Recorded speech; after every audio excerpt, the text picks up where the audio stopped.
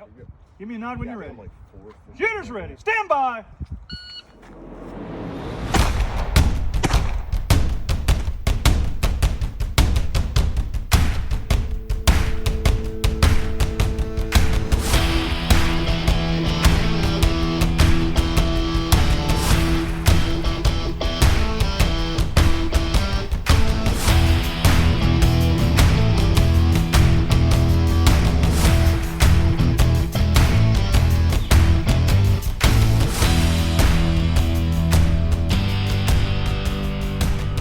Hi everyone, welcome to this episode of Bullets and Bourbon. Tonight, our guest is my friend Tes Salb. Tes and I first met in 2018 at the NRA World Shooting Championship. Then throughout the years, we ran into each other again and again at the tactical games multiple times. When we talk, it's primarily fitness, shooting, and injury prevention and recovery. Tes is a consummate professional, always willing to lend a helping hand and a voice in the community. Before we get started, Tes, can you go ahead and give yourself an introduction? Hi, everybody. My name is Tes Salb, and as Matt said, I am a competitive shooter, firearms instructor, and I'm the director of marketing and communications for HIVIS shooting systems. No, awesome. So, you've been doing this a long time, pretty much your entire life at this point. Where did that initial interest to get into competitive shooting come from? I mean, like, I'm from Miami. You're from Northern Virginia. And I would say in Northern Virginia, it's a lot more prevalent up here, but down in Miami, I just, we never got into that type of stuff. But where did that drive come from? Well, I'm actually going to throw you for a loop because I am from southeastern New Mexico. Okay. Where I was Okay. born and raised in a small town called Hobbs. If you've ever heard about it, you are probably into oil and gas or nuclear stuff. Probably work for the government. Yeah. So anyways, Hobbs, New Mexico was about 30,000 people. And when I was young, both of my parents have done some pretty amazing things in life. My mom was a dancer and a dance instructor. She was in the Miss America pageant. My dad was a scientist and the psychologist and all of these things. And so they had done a lot throughout their upbringing. And my dad was also a swimmer, scuba diver. And so when I was growing up, they decided to let me choose what I wanted to do. They didn't want to push me into being a dancer or push me into being a swimmer. And I went to a birthday party at the age of 5, and they were giving pony rides. And I fell in love with horses. Hell yeah. And I came home and said, I want to start horseback riding. And my mom said, okay. So she put me in horseback riding lessons. And probably about a year later, I came home one day and told them I was going to the Olympics in horseback riding. And my parents, being in a small town, are like, okay, sure, You are. Yeah. And fast forward to when I was 12 years old, and my dad went back to school and was getting his PhD in psychology and did his internship at San Antonio, Texas. And he signed me up for horseback riding at this place called Colonel Russell's Equestrian Center. And they were training equestrians for the Olympics. And I actually caught the eye of Colonel Russell himself. And he told me I was an extremely talented rider, but I was 12 years old. Most riders went to the Olympics at like 30. So I had a few years to go. And he introduced me to his son, Johnny Russell Jr., who was in charge of the Junior Modern Pentathlon program. And for those of you who don't know what modern pentathlon is, it is running, swimming, shooting, fencing, and horseback riding. And so I was like, okay, well, do I get to ride a horse? They said yes. And there's a chance you can go to the Olympics. And I was like, well, fast track me on that route, please. So I went to a junior camp over Christmas and did one day. We kind of took a fencing class. We shot BB guns. I had never shot a gun in my life. We swam, we rode horses, and we ran a little bit. And I thought that was great. But we came back for Easter, and my or I ran into one of the girls from the camp at the tack shop, and she asked if I was there for the competition, and I said no. And she said, well, you should do it. And so that night, my parents and I signed up and we went and bought running gear. I went and bought goggles. And we showed up the next day at Fort Sam Houston and they put a 22 in my hand, and that was the beginning of it. I wasn't sure I was going to continue. Because I missed most of my shots. I missed 90% of my shots in shooting. um, and fencing, I just kind of left my arm out there, let people run into me. Swimming, I stood up. We swam 200 meters at the time, and I stood up at 175 meters and looked at my parents and shook my head like, there is no way. There's no way I'm going to do this. And they were like, yes, that's fine. Just finish. You're good. And then we had to run 1.25 miles cross country, and I danced at the time. So I had not run to the end of the block, much less 1.25 miles Mm-hmm. cross country. And I bawled my eyes out. And then I ended up winning the ride and placed 8th overall. Oh, wow. And so they introduced me then to the modern pentathlon coach at New Mexico Military Institute. And so he was the one that actually kind of started me into shooting, as well as our chief of police, because my parents were not gun people.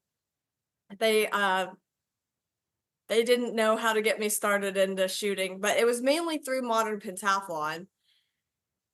But I didn't start the shooting sports exclusively until my senior year in high school.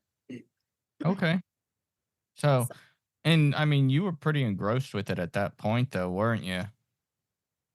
For modern pentathlon, I was. I mean, I was on the swim team. I was on the cross country team. My mom was driving me to Roswell every Saturday so that I could fence and shoot with the NIMI teams.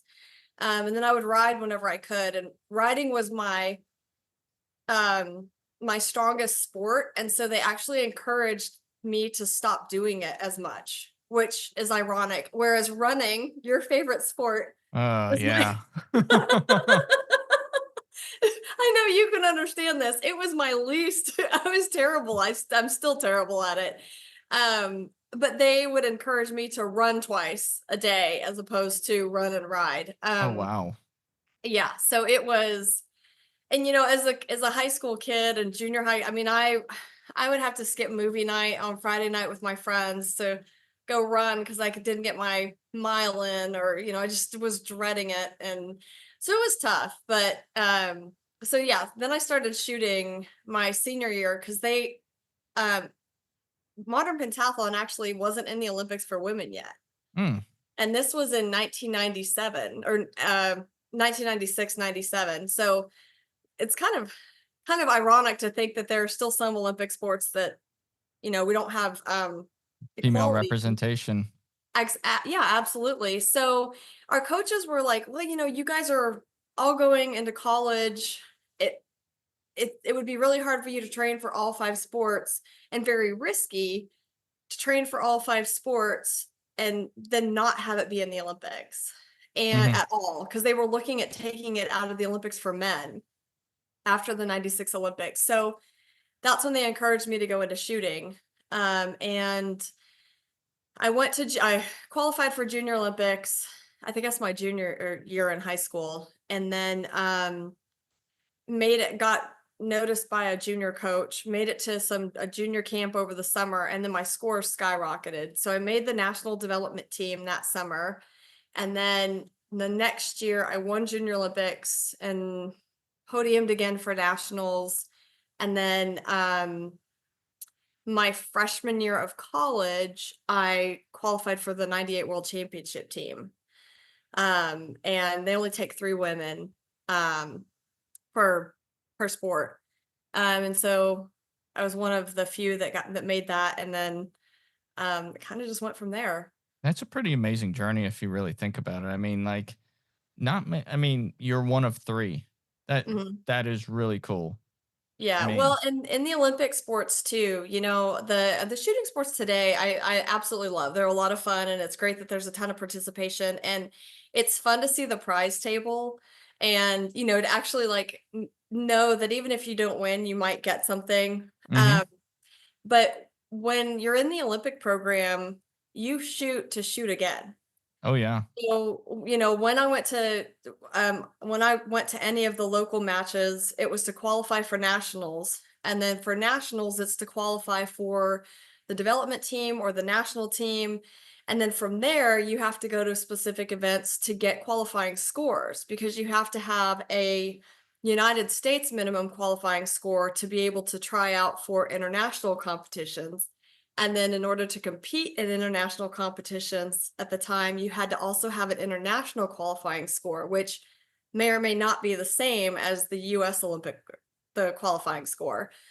Um, And isn't it the way it works? Like you may be you you can earn a spot for Team USA, but that doesn't necessarily guarantee you a spot on Team USA, correct? yeah, so back when I was on the team, and I think it might still be the same. But if you qualified for the national team, that's the team that could go and try out to be on the World Cup team or World Championship team or one of the quadrennium events, Pan American Games, World Championships, Olympics, or championships of the Americas. And so once you get there, you're then competing for quota slots. Mhm. And some countries allow the person who wins the quota slot to keep the quota slot because you can't win two quota slots. So if you Right. went to two World Cups, you only get one quota slot. It then filters down to the second place person or however many it needs to go till they get a new person. The US team at the time, if you won the quota slot, it was for the country. Right. And then that's where we would have the Olympic trials come in, and our Olympic trials were 2 different trials throughout the year in order to pick the team. So it wasn't just a you show up once and do well, it was a you have to show up, do well, and then you have to show up again and do well again in order to be chosen, and you're only choose, the number of quota slots that we have, and, like, in pistol, we're not a powerhouse in pistol or Mm-mm. haven't been. We're getting there. Right. But back when I was in the program, we were not a powerhouse. So we might have one quota slot. Right. And I Yeah. mean, I think our best finish in like 25-yard rapid fire for Team USA this year was 19th place. I mean, we're getting up there, but we're still not at the top. Yeah. And for women this year, we did have a female make it to the top eight. Okay. And that's the other thing too, is so in all competitions, you shoot your qualification score. Mhm. And then from that, they take the top eight, I believe, and then they shoot again for medals. So once again, you shoot to shoot Just to shoot again. again and then to shoot again. To shoot again, to shoot again. So it was a little different because, I mean, I think the most I ever won in the Olympic program was outside of a plane ticket to the next competition. But I mean, I think I got my entry fee back one time, and then I might have gotten a sleeve of pellets. Oh wow. Yeah. That's that's nothing. Yeah. So, I mean, you're literally out there for the love of the game. Mhm. So I think it's pretty cool, but it's totally different mentality. The drive that it takes to be a competitor at that level when the Olympic gold is or an Olympic medal is the ultimate goal. And you know that there's only one every 4 years. There's Yep. only one gold every 4 years. There's only one silver. The drive and the determination is just totally different. What's the focus like? Like, I mean, I remember doing like bullseye pistol, for instance. Um, like when you're training and then when you're in competition, like your focus is grip, front sights, trigger control, and like you are doing nothing but focusing. Like you have an unbelievable amount of concentration just doing that. And so by the time you're only shooting 50 rounds, but by the time you're done shooting those 50 rounds, you're just absolutely exhausted. Mhm. Is it much of the same? It is a little bit. With Bullseye, there's a little bit more movement, because Mhm. you shoot, what, 5 rounds and then, they score the targets and then 5 rounds, or you have the targets, the turning targets or the Yep. time fire, things like that. So with air pistol, which was I mean, I shot both air pistol and sport pistol. Air pistol is the 177 caliber, the sport pistol is 22. long rifle. And sport pistol was much more like bullseye. Hmm. You had the slow fire, and then the timed fire portion. So that what I would say there, your concentration is limited to a specific time period. Right. But for air pistol, they have a designated amount of time and like an hour. I think it was an hour and 15 minutes when I shot it. I know the course of fire's changed now, but and we shot 40 shots. But you also had your sight-in period during that time. So, it's an hour and 15 minutes of concentration, and Wow. you may raise your arm 10 times before you get the shot off. Oh, wow. Um, yeah, so it is a totally different level of competition, totally different level of focus, but I really feel like that is what also has allowed me to excel in certain types of shooting sports, like the tactical games, because the concentration for me is no big deal, right? Like, I just Hmm. get out there and kinda zone out and just focus on sight alignment trigger squeeze like nothing else, Yeah. and yeah. No, I mean, I feel much of the same way, just like coming from the bullseye community. I mean, I started in three gun, shot bullseye while on the Marine Corps shooting team, and then went back to three gun. But whenever I started doing tactical games, it was like, okay, the shooting's easy. It's just trigger control, sight alignment, and one of the biggest things I notice is a lot of people don't know how to shoot small targets, especially whenever they're under duress. Um, Absolutely. and it's just a matter of how hard can I push before it depreciates my shooting ability. Well, and I think the one thing that, especially in teaching, that I've learned and I talk a lot about, but it's also hard to get students to understand is accepting your arc of movement.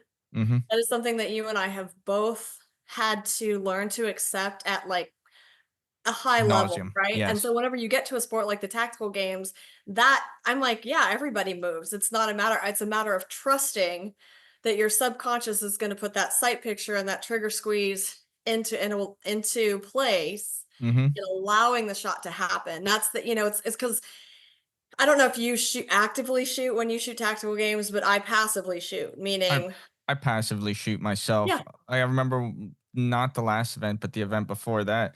I mean, like, it was a really tiny target, and it was just like boom, boom, boom, and like I wasn't thinking about it, and like my partner was just like, "Holy crap, Matt! I wasn't thinking about it. Like my arms were right. tired and everything, but it's You're just like, allowing the shot process to happen. Yeah. mm-hmm, Trusting your fundamentals and you're allowing the shot process to happen. And that is where I think that the accuracy sports like international pistol, bullseye, and things like that have given us a different perspective on how to shoot those sports.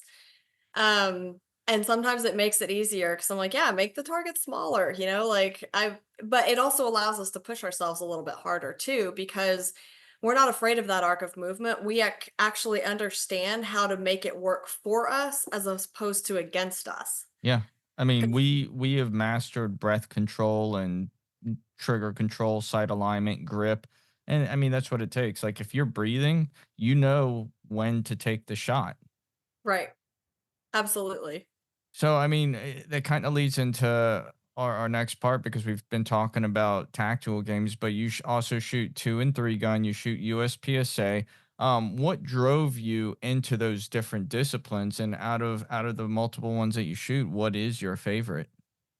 Uh, so, so I actually I retired from shooting the first time when I was 21. Hmm. When I graduated from Notre Dame after the 2000 Olympic trials and not making the team, and I just decided that, I wanted to get a job.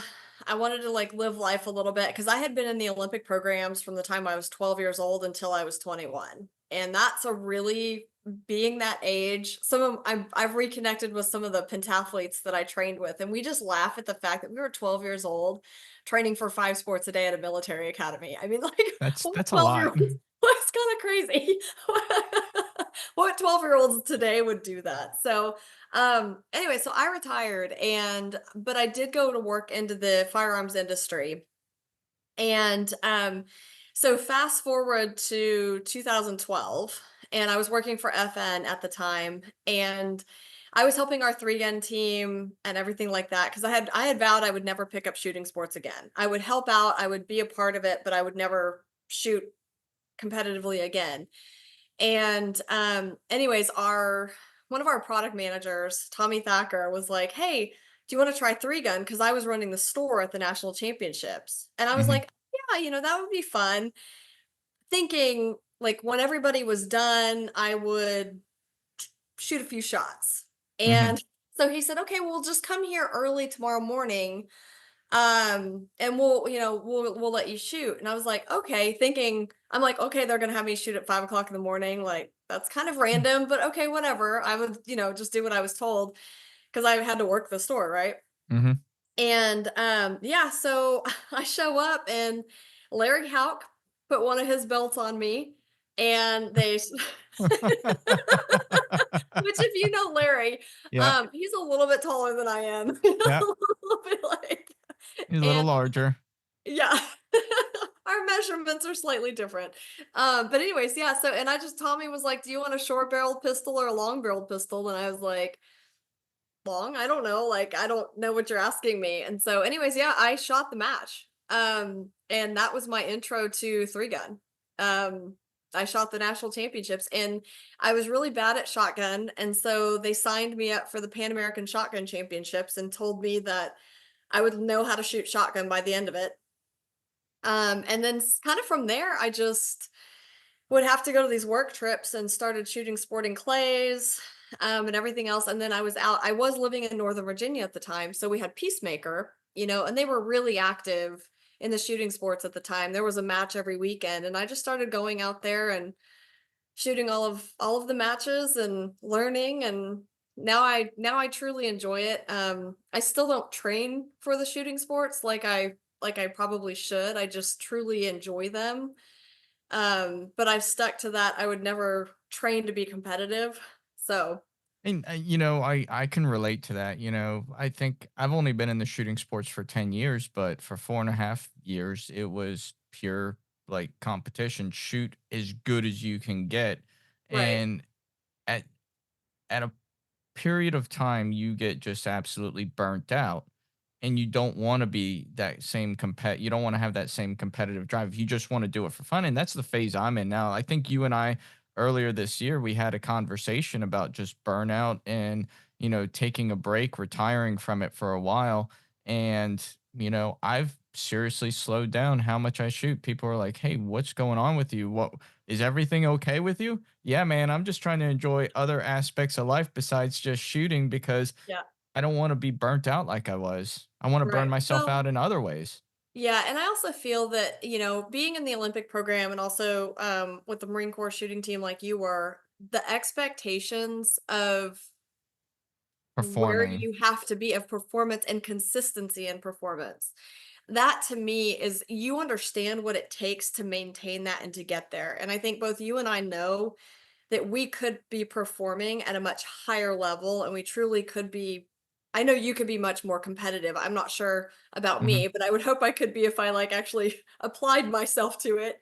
Um but that to me understanding what that sacrifice meant and understanding what it takes and what it also takes from you as a person to get there. I Mhm. mean, I for me, I don't know if it's the mental capacity that it takes. Like I just know that I my whole life was very structured back then. My day was like there was very little room for anything else, right? It had to be structured. I had to get my training in. I mean, I was dry firing at night while I was doing homework. It's just a totally different level of living, I Yeah. think. And it's Most people don't understand that. Like they're like, "Oh, you're just going out there and having fun shooting guns." Like most people are like they look at like the Marine Corps shooting team and was like, "Oh, those guys are just going out and shooting and having fun." But they don't understand the amount of mental focus and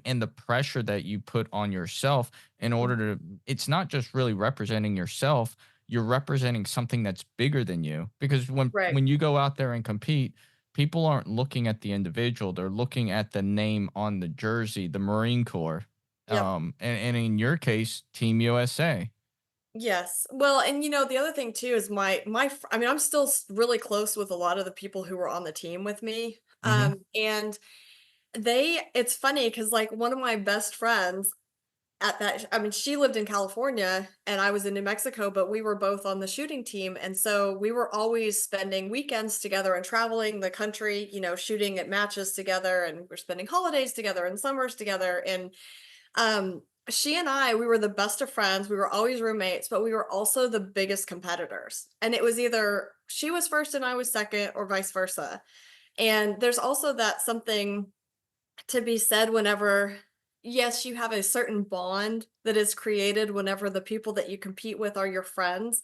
Mm-hmm. But whenever I would go to competitions, I wasn't necessarily competing against anybody else but the people on my team, because Mm-hmm. I knew that they were the top echelon because they had been receiving the same training I had. And, there's just a lot of pressure, I think, on um friendships. Like I absolutely love my friends. I wanted them to succeed, but I You wanted to wanted to succeed succeed as more. well. Right? And so there's just a lot more that goes into it whenever you're training um at that level, and like also just what you sacrifice. Like me, in the Olympic, like modern pentathlon Friday nights, I was running and I was swimming.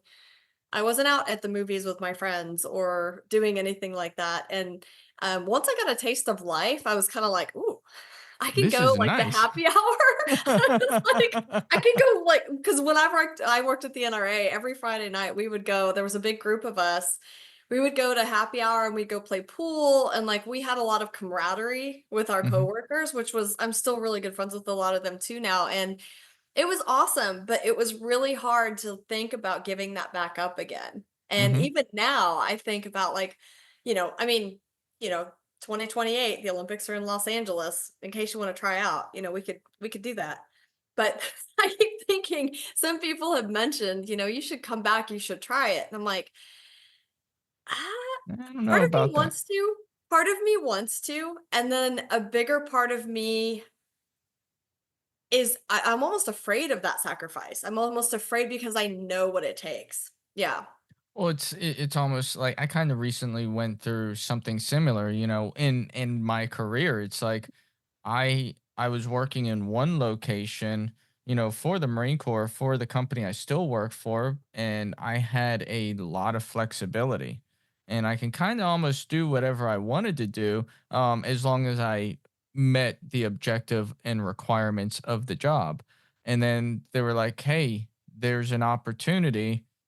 Do you want it?" And there's less flexibility because there's more requirements out of it.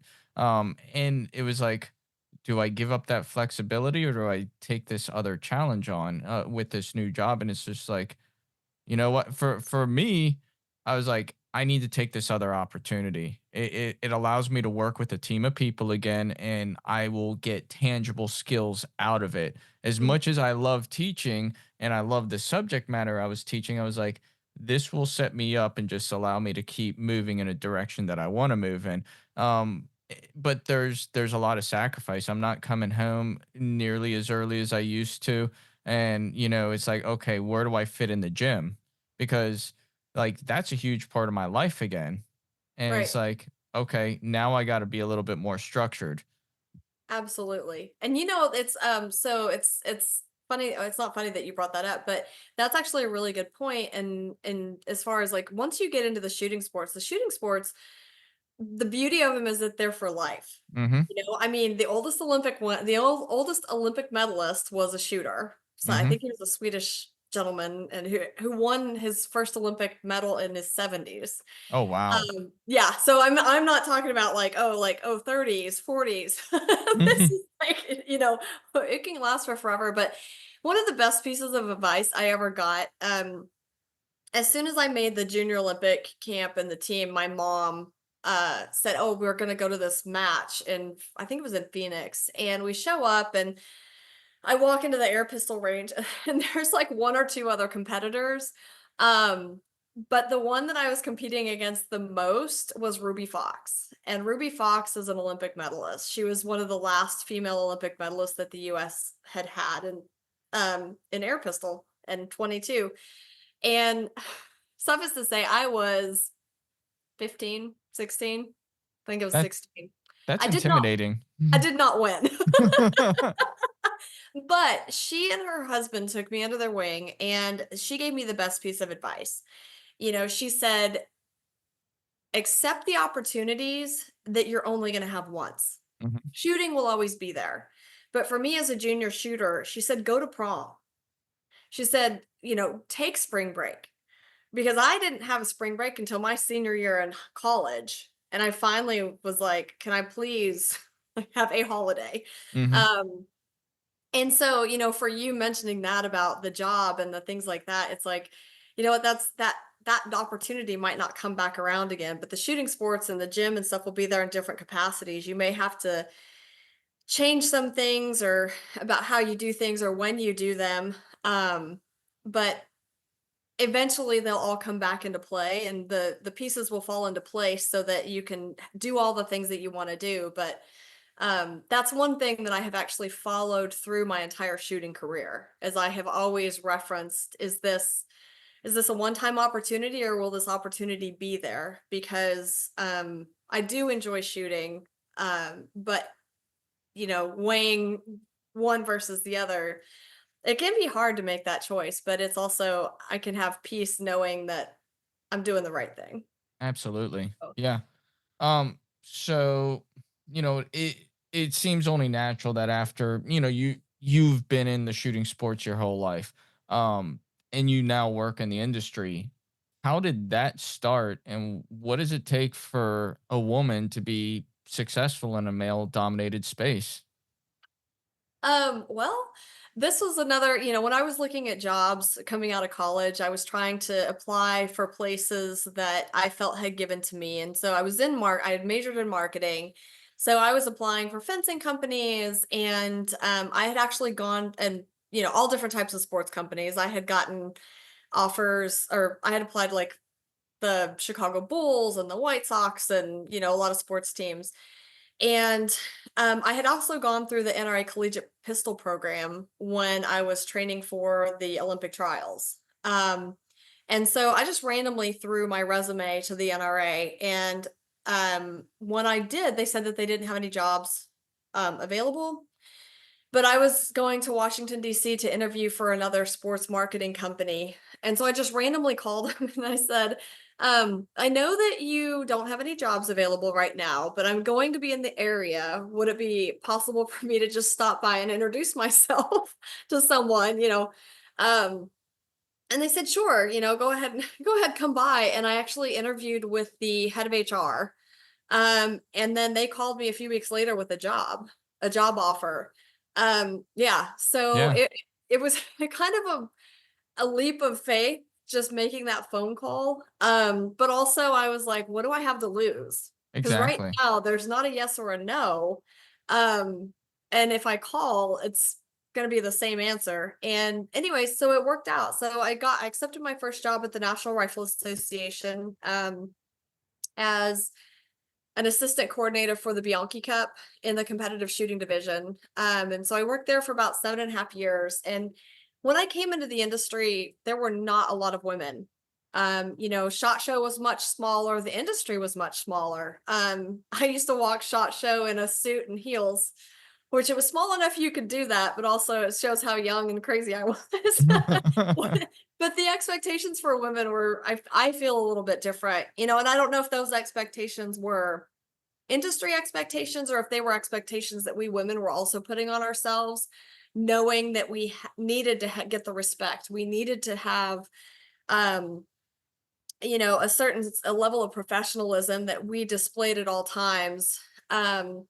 So yeah, and I was very lucky to have a couple of mentors take me under their wings as soon as I got into the industry, because it was not easy. I have had some rough experiences, but overall it's been a really good experience.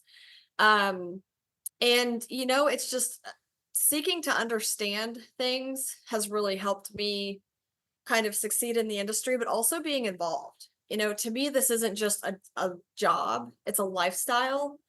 And so the fact that I'm interested in the shooting sports, that I'm interested in getting my hands dirty, because even though when I worked at NRA, I wasn't shooting competitively, when we ran Camp Perry, I would work the line. I carried the flag for the rattle battle. I was writing articles about the shooters. I was doing all the things. So I was very much involved in what was happening. And I think that that has helped with some of the respect that I've gotten.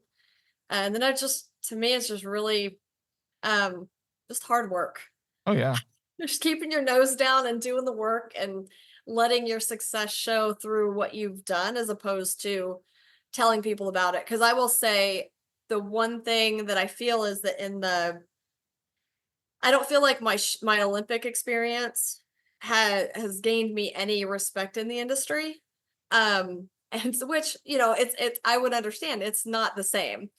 I would But almost I would almost say, like, besides me understanding and knowing that you have that Olympic experience, it's more the connections you've made along the way, and it's building those meaningful connections and being involved. That's what has really gotten you. Like, that's where that absolutely. respect has came from, because you're just a good person who understands the competition but also understands the people. Right. Well, yeah, networking has definitely helped me. You're spot on there for sure. And it is connecting with other good people, just being true to yourself, true to the industry. And yeah, that's been it. But I truly, when you're passionate about it, I feel like it's easier because this industry now feels like my family Mhm. as opposed to Just a like group of people that you know. yeah, or just a place that I work, just a place that I like get my paycheck from, and then I have to go to these trade shows. I mean, I look forward to all the trade shows. And the other thing too is I think a key to business, regardless of what industry you're in, is that people like to do business with their friends. Yes. And, because there's a level of trust there, there's a level of respect. And so that is one thing that I feel in this industry is very, very true. And I learned very early. And so for me, it was just a matter of just getting to meet people and getting to know who they were as opposed to what do they have to offer me or what can they give me. Um, because they were, like I said, in the beginning it was kind of rough. It was still at a time where there were some men in the industry who wouldn't talk to me at all. Because I was a young female and, I didn't really know what I was doing. I was just trying to pave the way by trial and error and doing what I was told to do the best the way I could do it. Doesn't mean it was the right way, but there was nobody in front of me to show me how. Right. So, so anyways, but I did have some good mentors. I still do. I'm still friends with them. Um, but the industry has definitely changed and it's been great to see so many women come into the industry. Um, it's just, I don't know. I feel very lucky that we can operate in this space. And you're one of the first. You were like, weeks ago, you and I talked about pioneering, paving a way. And like, that's exactly what you did. And I mean, you showed people that there was a way, and you were very successful at that, and you allowed it to grow.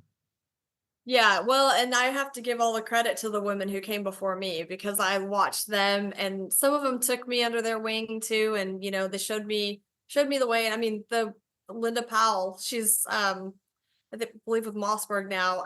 She was with a different company before that, but she took me on my first hunt. And I was a rider. I was a new rider. I didn't come from a gun family. I'd never been hunting before. And all of a sudden, like part of my job, I have to hunt. And I'm like, okay, so you have the pressure of like not just going on your first hunt, but like I have to perform Mhm. because I also have to write this article. So no pressure.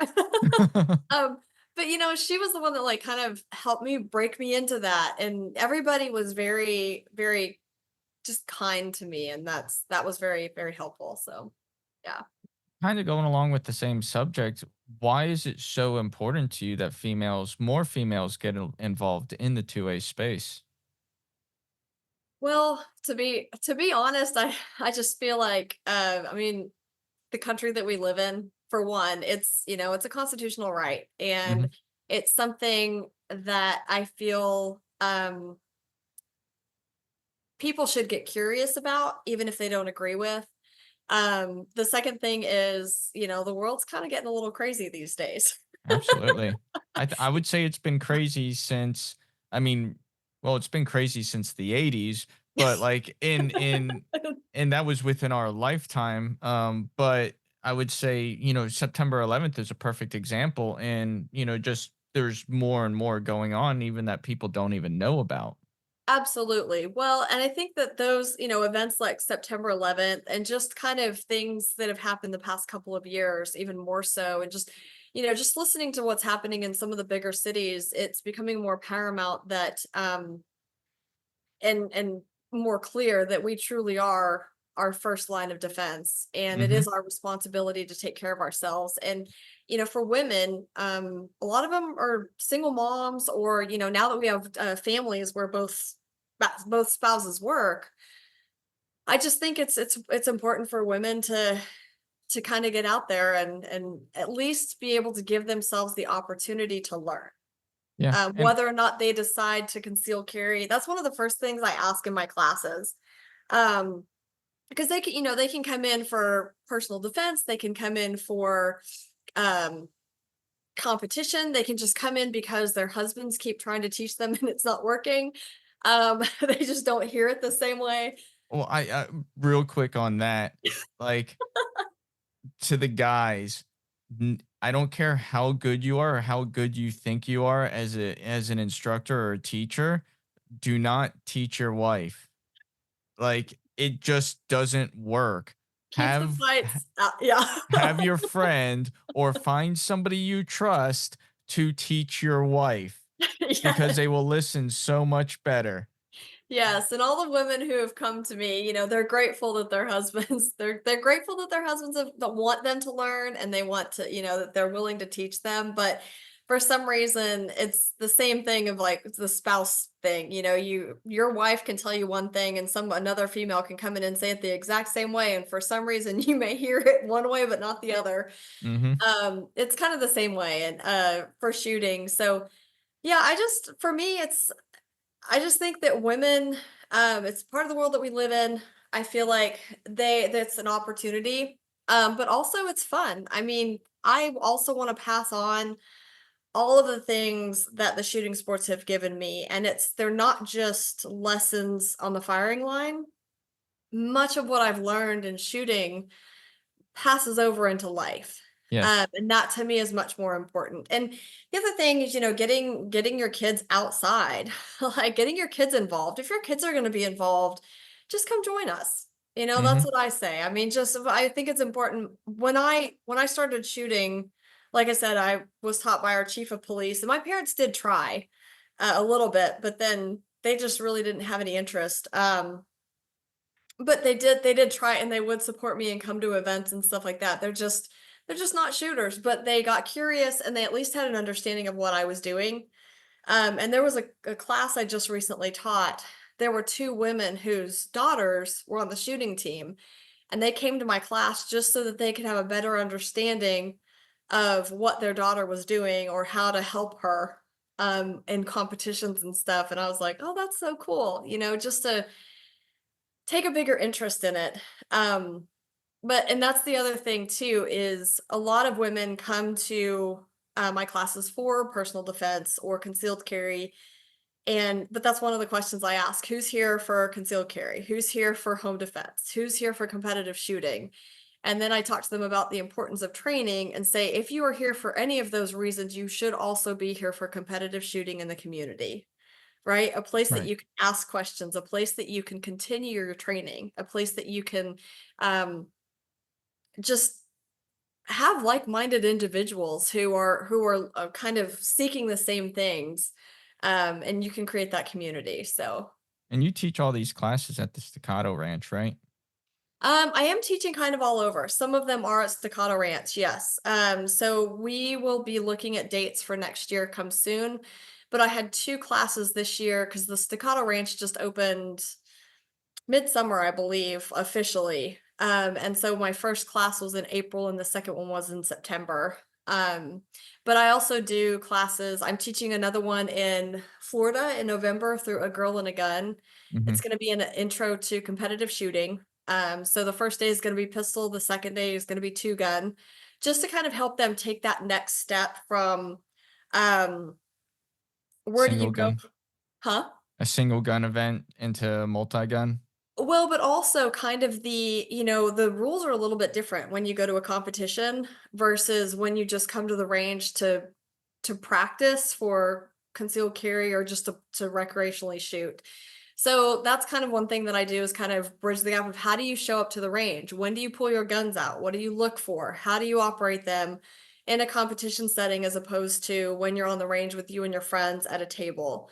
And then we're gonna kind of teach them a little bit about scoring and things like that. So, but yeah, mostly I'm out of Dallas and then also Florence. Nice. No, that's awesome. With some of that, what are some of the common trends you see from new students, and how do you break them of any bad habits that they have may have developed or they may have just starting out? So this is one of the challenges, and I know you and I have had this conversation before about Mhm. with women.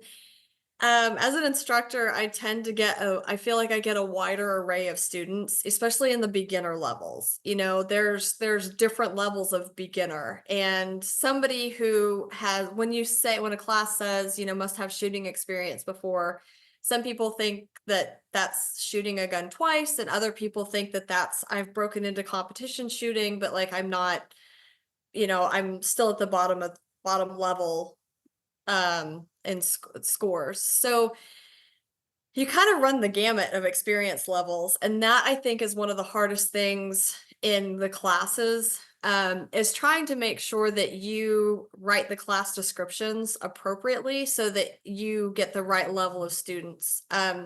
Because there's because of the safety factor, Mhm. I tend to teach more towards the lower level if I have more beginners that come in. I do challenge the more experienced shooters. They'll do the same drills, but they might have smaller targets, or I might actually put a timer on them as opposed to the other people. I don't run timers at all. Because the whole thing with teaching women is to break it down that intimidation factor and create an open and welcoming environment in which they feel like they can, um, to where they feel like guns are less scary. Mhm. And also so that they can ask the questions that they feel they need to be asked. Um, and some of the trends that I see, I, most of it I think is just the fear. Mhm. Just this their guns are scary things, and they want to be there, they want to learn how to shoot, but whenever it goes off, there's also that fear of what happens. And so typically what I tend to do is really break down the fundamentals, and we give them one thing to focus on at a time so that they're very rarely focused on well, once we get to the live fire portion, but they're very rarely focused on the gun going off. They're focused on something else. But before we even get there, I actually run them through a dry fire portion because I'm not opposed to dry fire in my class. And we run them through just manipulation of the gun. I teach them about the different controls and how to use them. So they practice, they learn how to lock the slide back and let it go, lock it back, let it go. They learn how to load the magazine, drop the magazine. They learn how to do all of it together. And then we kind of do that with one bullet at a time. We do that. So then once we learn specific things, we just rep it out.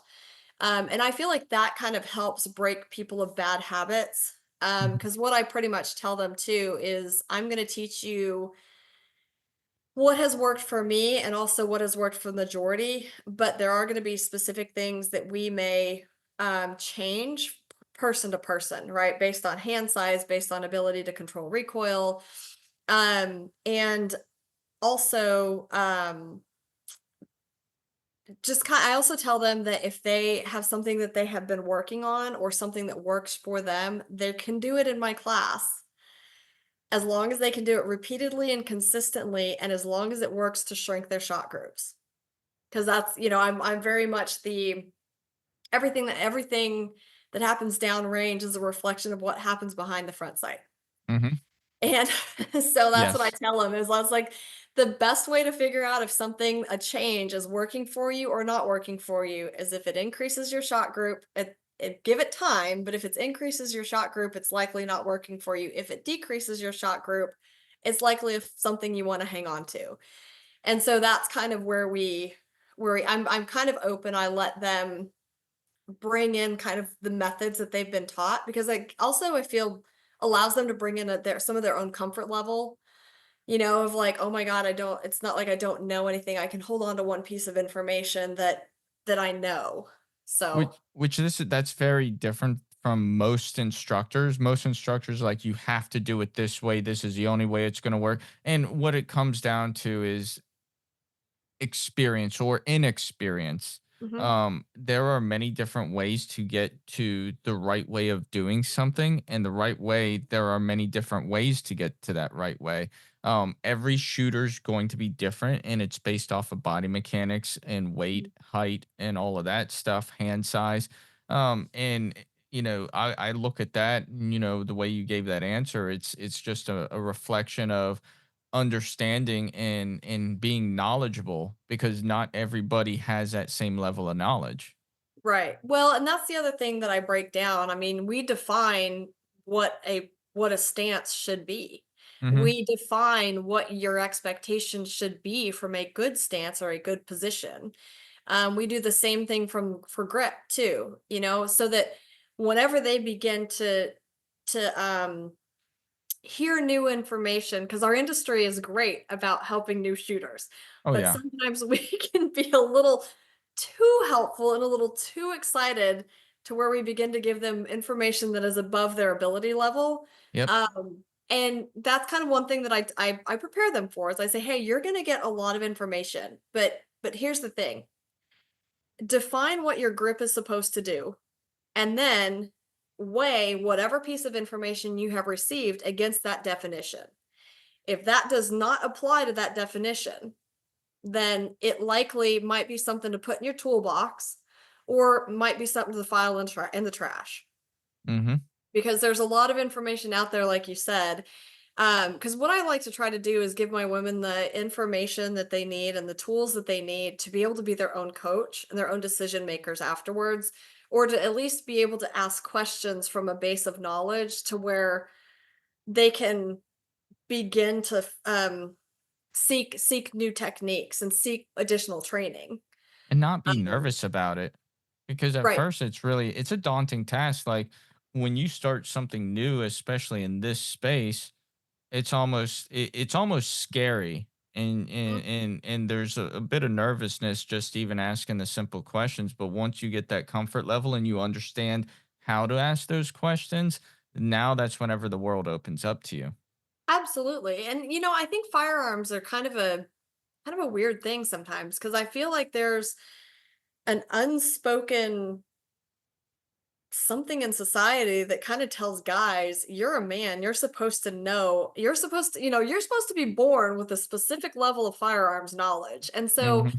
I mean, I see that a lot of times where guys won't ask questions because there's an unspoken pressure, I guess, in society that kind of says you're supposed to have a level of knowledge here. And then with women, they don't want to ask because they're afraid that they might ask a dumb question or might not look very smart. But and that's the thing is I mean, I tell them some of the stupid stuff that I've done in my classes. I'm like, hey, who, like, we talk about bullet weight because the one thing that I do talk about in my classes is understanding the trajectory of bullet. You must understand what the bullet is doing the minute that it leaves your barrel because it is your responsibility.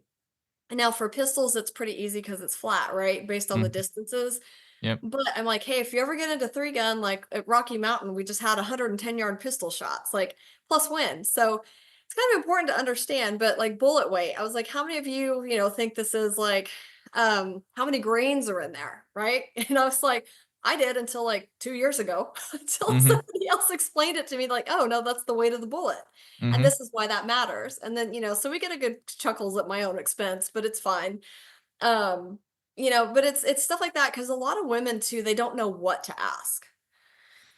And so I try to explain things at a very low level and just kind of say, hey, this is only to understand, make sure that everybody understands this, and here's why this is important. So, Yeah. This question's more for me just because I find it really interesting and I enjoy it. But you worked for CrossFit. I gotta ask, what mm. was it like working for CrossFit? So yeah, so this is kind of a fun adventure. I worked for CrossFit Endurance, which was under CrossFit headquarters at the time. And ironically, when I was doing modern pentathlon, Nicholas Romanov was our running coach one year. And if you're not familiar with Nicholas Romanov, he is the founder of the pose running method. But when he was our coach, he was just developing it. So it wasn't much of anything at the time. Like I remember him telling me, "You'll never be a good runner because you can't do a pistol." I was like 13, 14.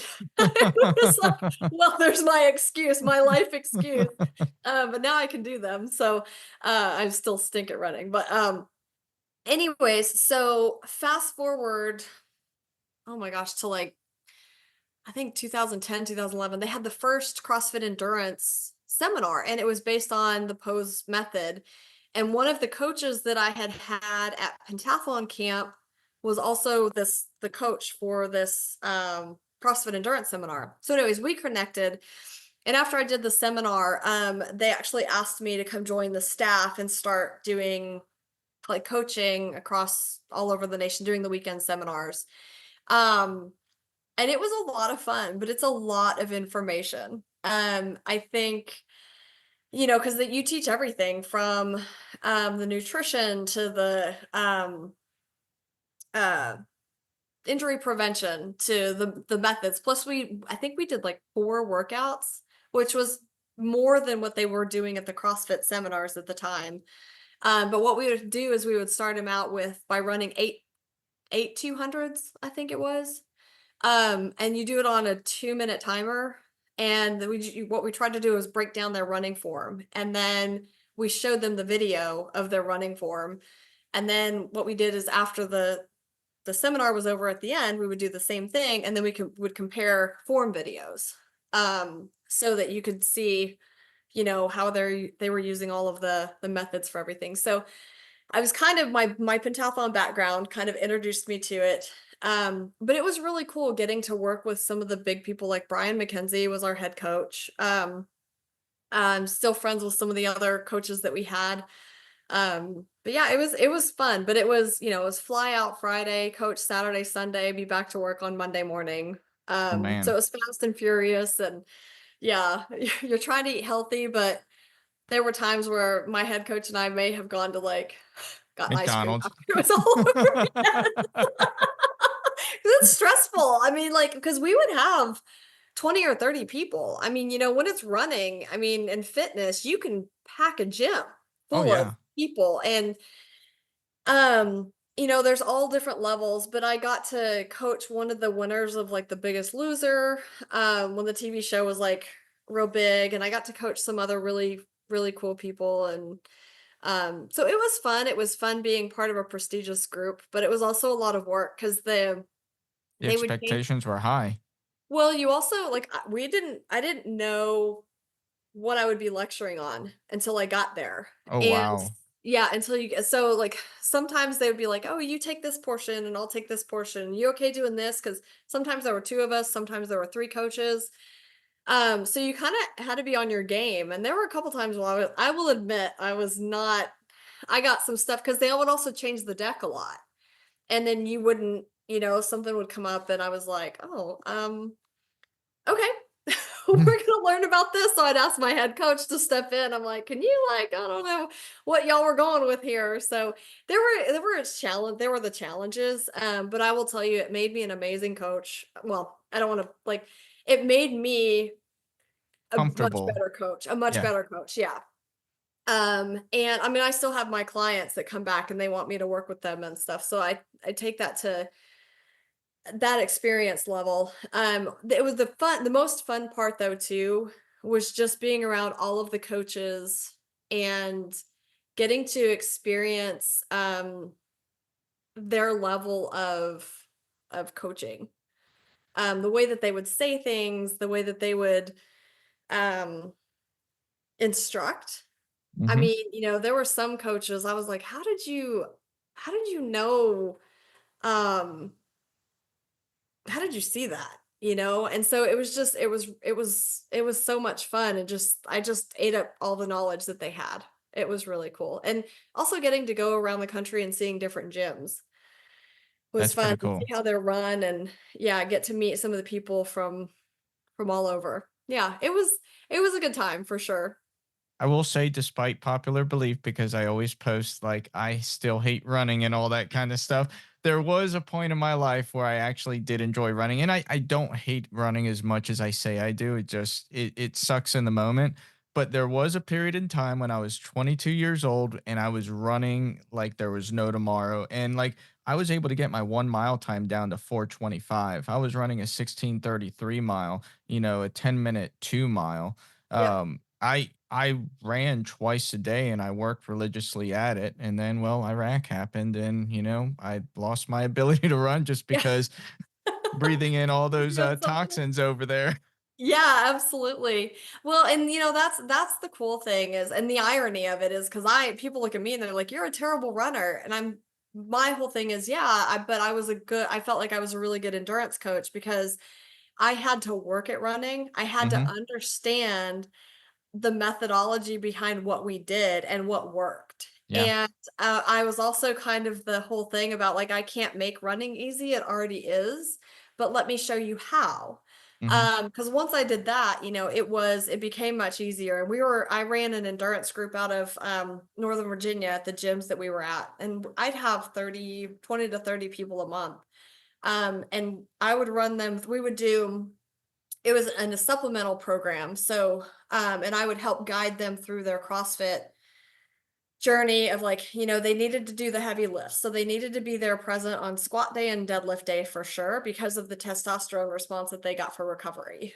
Hmm. And then press day was another day that I wanted them to be there, but I was like, if you can't, you must come for one of the Olympic lifting days because we had a pretty regimented schedule on like what days we did which lifts.